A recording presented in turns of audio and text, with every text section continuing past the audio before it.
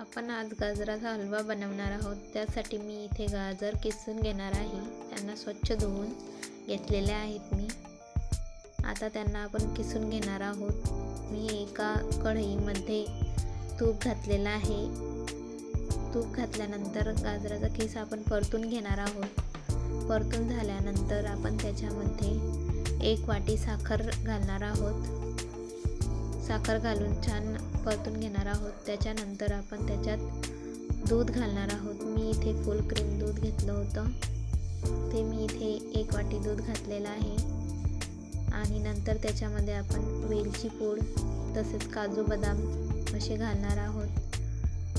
हे दूध पूर्ण आटल्यावर आपण त्याच्यावरती काजू बदाम घालून मस्त गरमागरम खायला घेऊ। गाजराचा हलवा बघा छान तयार झालेला आहे।